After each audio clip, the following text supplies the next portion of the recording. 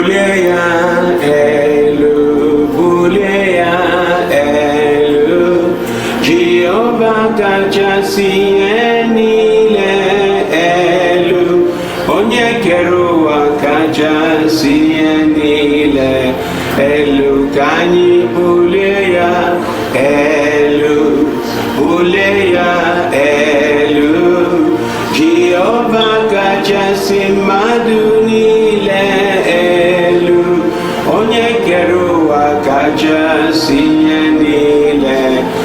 elu ka anyị bulie ya elu bulie ya elu Jehovah kachasi ihe niile